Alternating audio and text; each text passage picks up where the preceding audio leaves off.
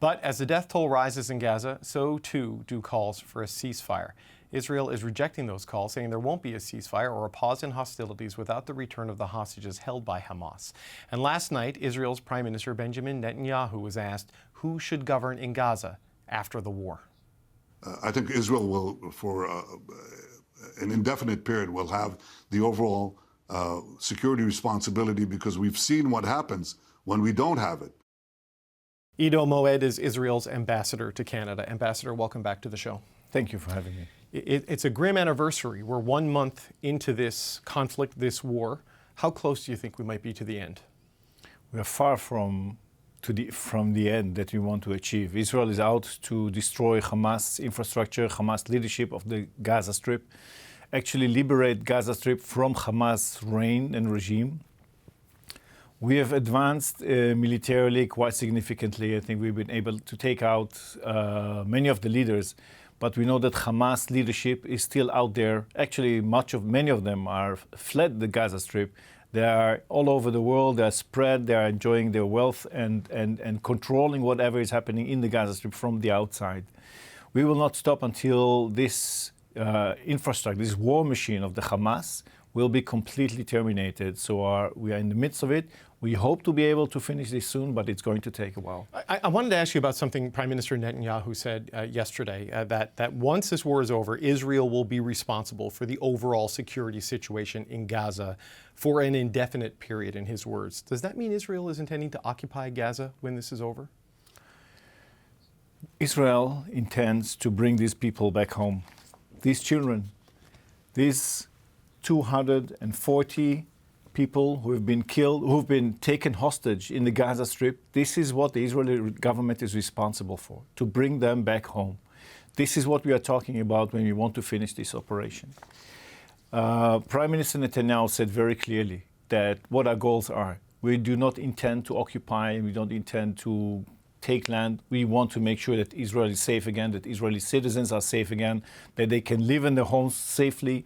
And what we found out that the so-called ceasefire, whatever there was before 7th of October, that is finished. That will not come back again. We have to have a new security arrangement to make sure that this war machine cannot come together and do what it inflicted on the Israeli population, killing 1,400 people, wounding over 5,000, and continuing the barrage of rockets. We've gone far above 10,000 rockets that have been shot from very nearby all the way up to Tel Aviv. Just as we speak now, 2 salvos were shot again of tens of rockets into Israel.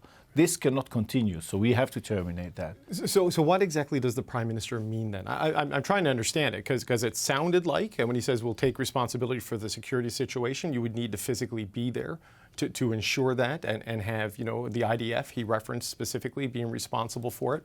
Is he just talking about a situation where they surround Gaza to keep sort of, what exactly does the Prime Minister see as what happens when this is over? This is over when these people are back, and this is over when Hamas is not able to shoot their rockets and not able to cross the border and kill and rape and mutilate people across the border. That's when it will be over.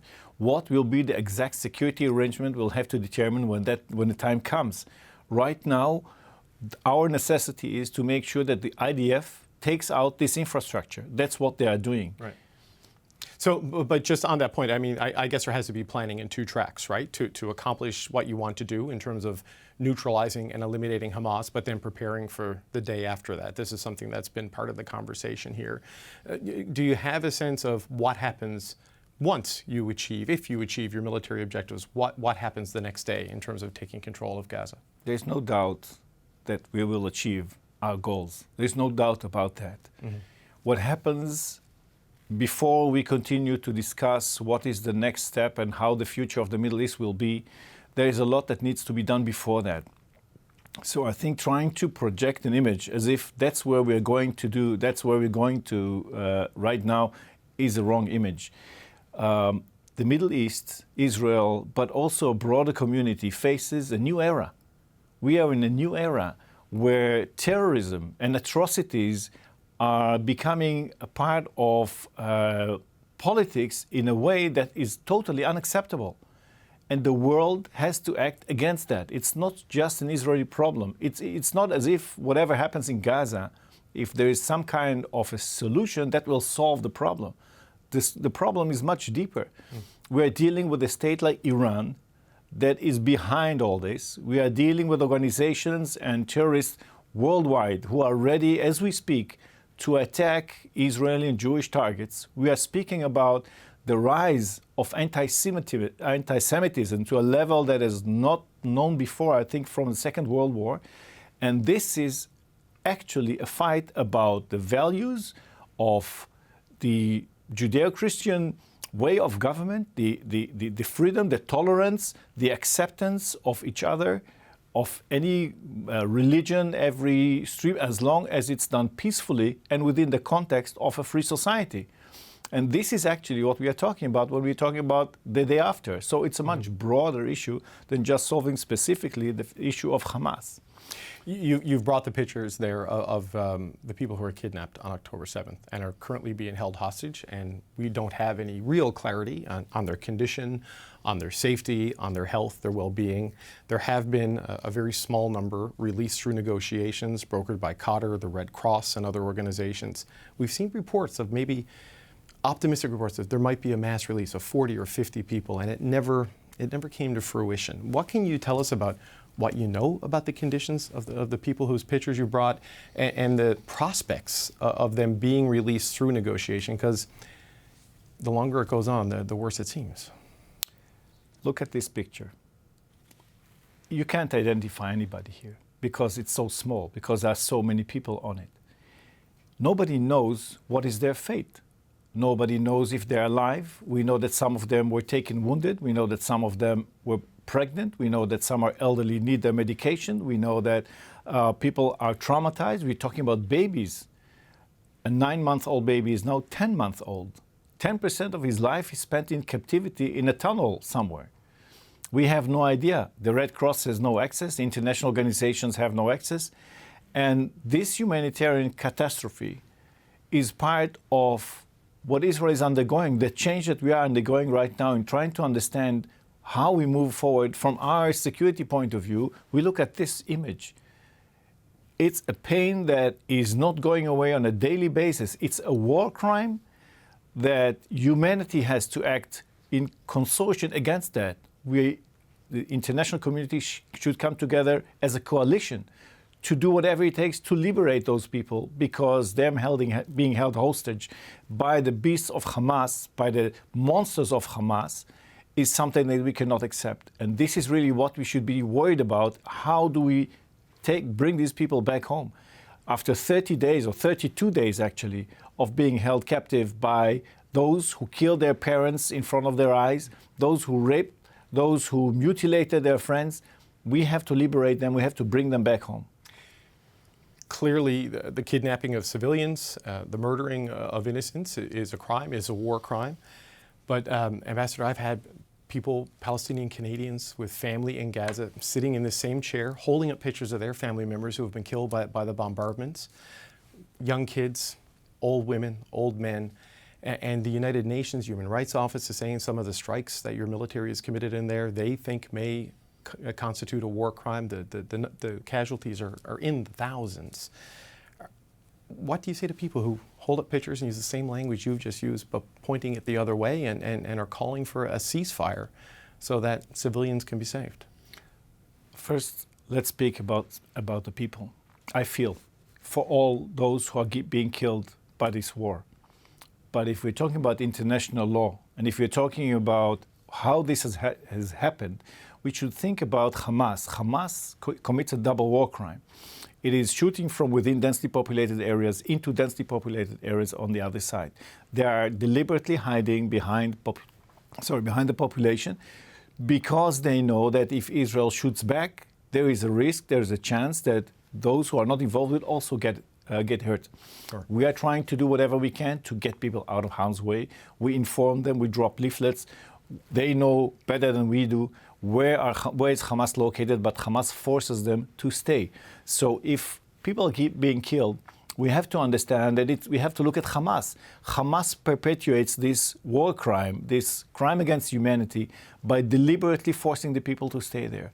Israel, from its own perspective, abides by international law, and we have to look at what international actually means when we are using it. So, for example, if you are attacking a target that is inhabited by terrorists, the terrorists are the ones who make that target a legitimate target to be targeted in the first place. Then you have to estimate what is the threat that emanates from that target at the time of the attack, not in hindsight, but in present time. What does the military commander know, and why does he attack? And we, outside the room of that commander, would not know exactly what are his considerations, but our instructions, the military instructions, are to weigh those before we attack. But there's been more military strikes on Gaza in a month than the U.S. did on Afghanistan in a year by some of the metrics that are there, and it's a much smaller area, and it's about more than 10,000 strikes. I mean, does it not seem like a lot to you when you look at the human toll on the civilian side, even if the Hamas-run numbers are exaggerated? What you're hearing from independent aid groups, it's pretty high. I mean, do you worry about the international community losing patience with Israel as the death toll continues to climb and the images keep coming out? We worry about one thing only, and that is eradicating the infrastructure of Hamas. If you look at the imagery that we've been able to provide underneath the Al-Shifa hospital, the tunnels and the command centers, and the fact that we know that underneath that hospitals, the terrorists who perpetrated the attack of October the 7th are hiding, then you would understand that it's not an easy feat to defeat them. So it's not a question of weighing how many bombs and so on. It's a question of how deep they've dug themselves inside and underneath the ground. And we have to understand— Even if you had to bomb a hospital to do it? We will not bomb a hospital. Okay.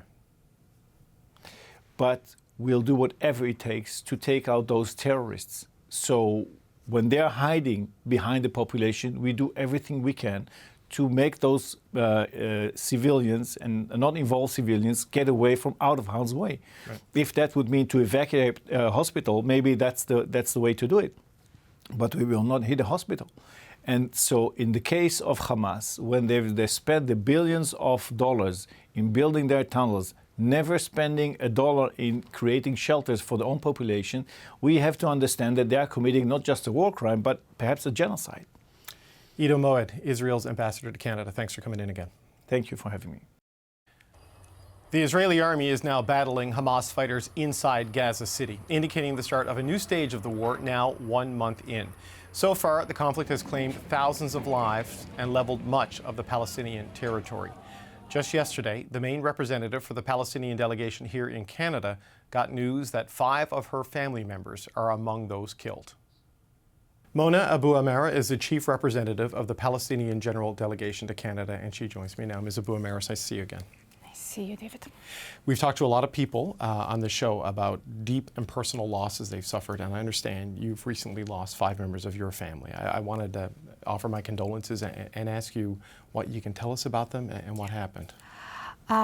So basically, it's the same story for every Palestinian family. So as a chief representative, I will be telling it, but it's not just the story of the Abuamara family. It's the story of every family in general, even before this aggression. And it's the same pain that every family now is suffering. So my family originally was dispossessed from Jaffa, so they were refugees in Gaza. When they settled there, part of the family left and went all over the world at that time after the 48. And my dad was 15 when he left. He went to study abroad. But then 67 came and he got stuck outside, and we only were able to come back after Oslo.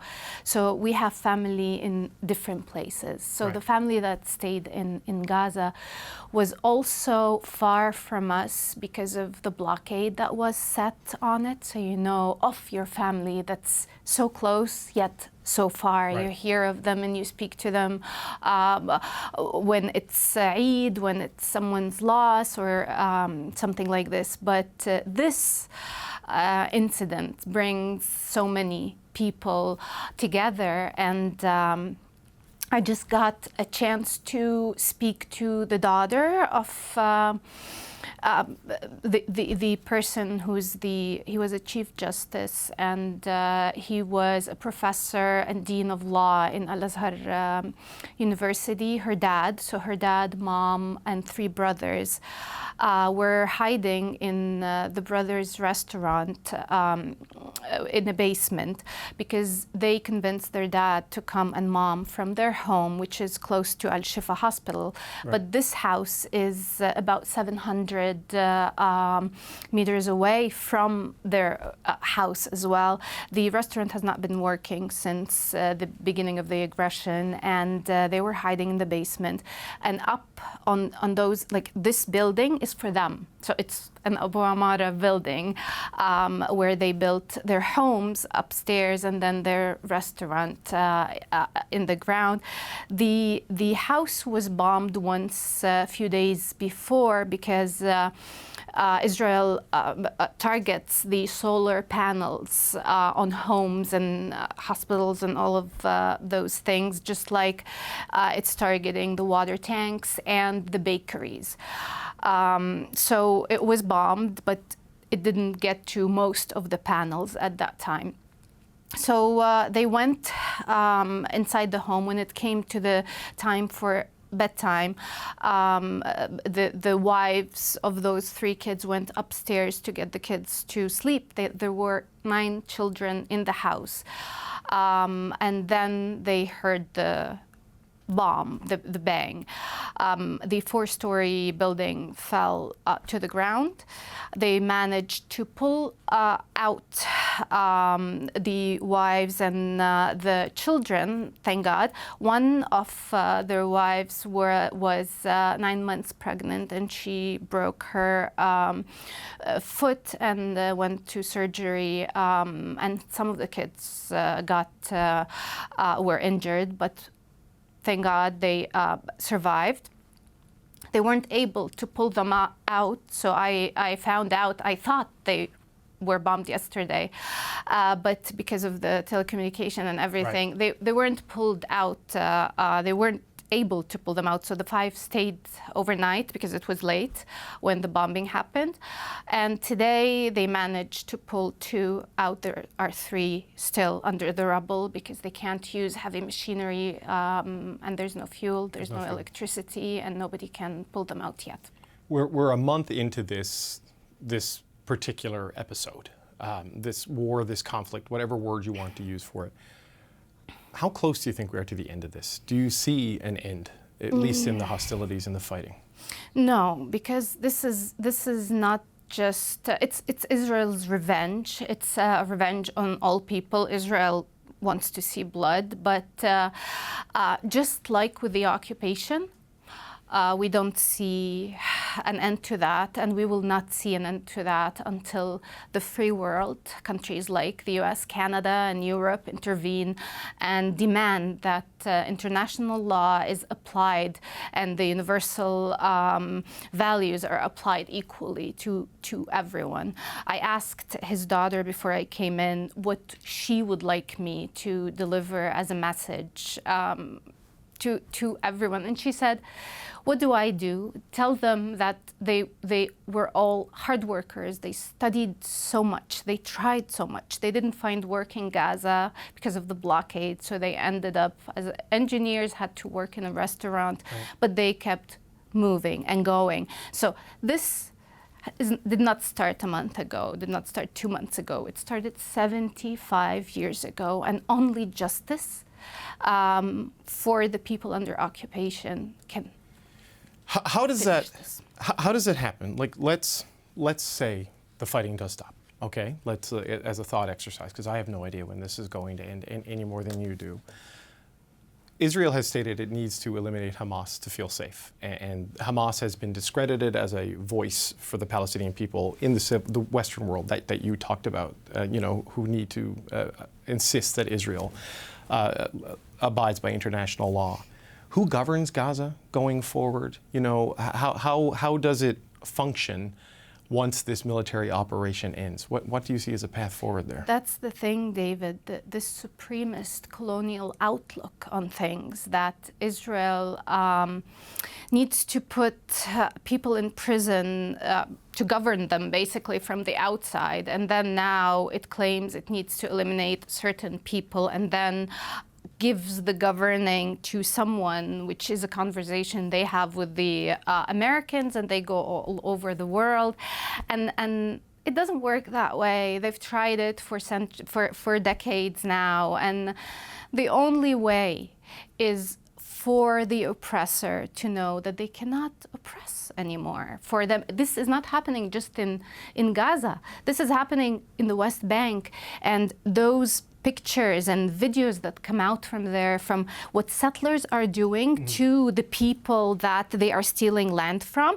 But what does Israel do? They give them M16s. They give them weapons to be able to assault the Palestinian indigenous population living on its land by those who come to steal it.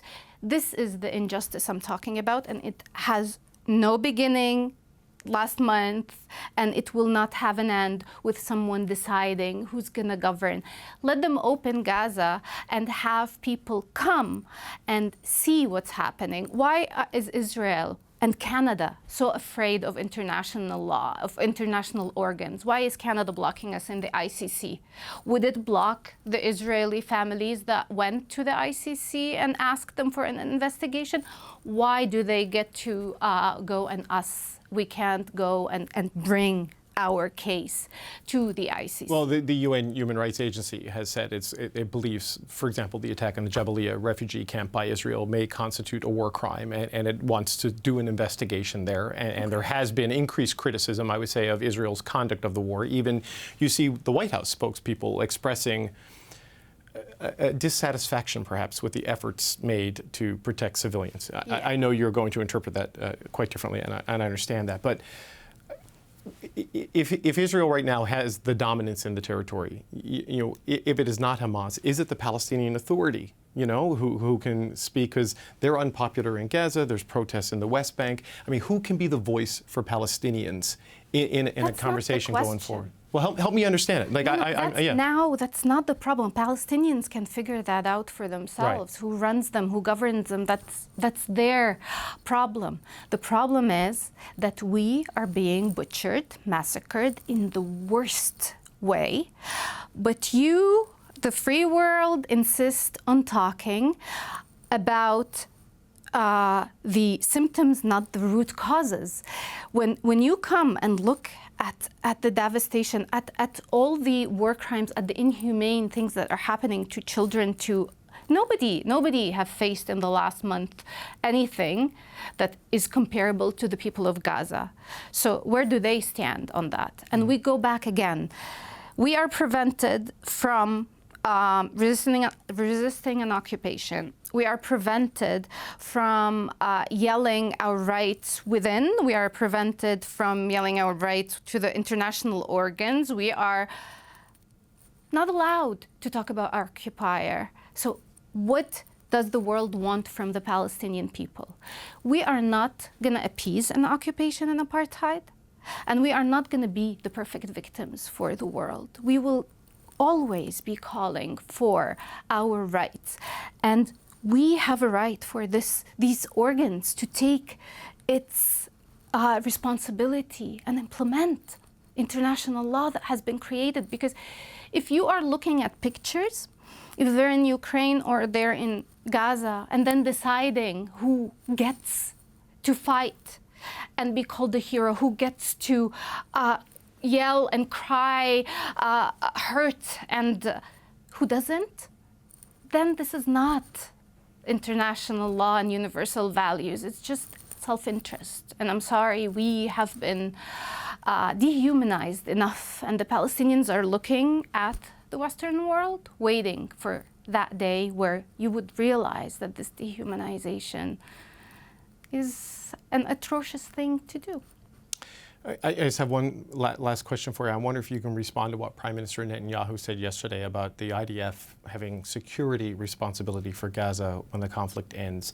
We spoke to the Israeli ambassador. He says that does not mean they're going to occupy Gaza again. I know they have been blockading it and controlling access in and out. What do you think Prime Minister Netanyahu and his government intends to do with Gaza if they get to the point of eliminating Hamas as their stated goal? David, they never ended their occupation, no matter what they want to call it to the world. Gazans have been deprived of their basic humanity. So if that's not occupation, what is it? It's tyranny, it's oppression. So if they're on the ground or not on the ground, they still control every breath, what you eat, how much you drink, how much electricity you get. That's occupation. So they're there either way, on the ground, out of the ground.